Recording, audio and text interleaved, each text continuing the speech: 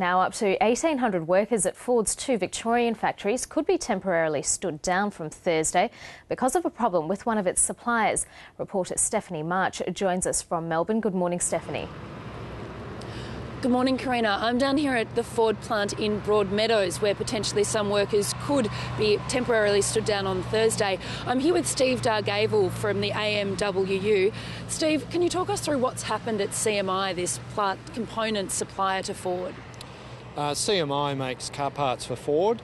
They are in a commercial dispute with their landlord. The landlord, rather than going to court to solve that, the landlord locked CMI out. With no notice. That meant that the workers who turned up for work couldn't get into work to make parts. They've been locked out of their workplace since last week, and that has meant that Ford now is running out of parts, and Ford, as a result, is talking to the union about the possibility of stand-downs. What's the future of CMI? What looks like it's going to happen there? I understand you're meeting with CMI workers today. Well, we're talking to our members each day, of course, at CMI, and it's deeply concerning.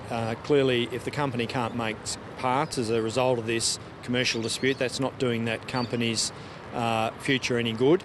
The state government said yesterday that they were going to fix this problem today, and it's quite important that the community understand just how vital it is that the state government makes good on their commitment to fix this problem. And the flow-on effect could be that up to 1,800 Ford workers could be stood down. What's that going to mean for how long, and what will happen to their pay? Depends on how long it takes to resolve the situation. Clearly, we can't make parts without suspension parts in the car. And we're talking to Ford, of course, about minimising the impact on the direct Ford workers. But, of course, there are many thousands of workers throughout Victoria that make parts for Ford.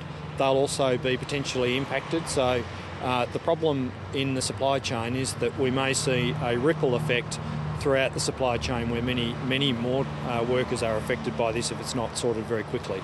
Is there anywhere else that Ford can look to source these particular components? That's a matter for Ford. Of course, the union is seeking to look after its members employed by both CMI and Ford. That's a matter for Ford, and you'll need to direct your inquiries about that to Ford.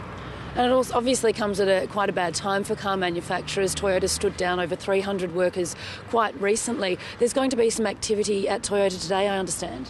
Well, Toyota sacked workers. Ford is looking to stand people down temporarily. Ford is not looking to sack workers. Toyota sacked workers and did it in the most brutal and cruel way, we think.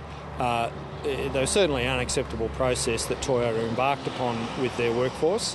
We'll be talking to those workers today, and we'll be having some things to say about a federal court action that the union is contemplating against Toyota Australia. What would be the basis of any federal court action?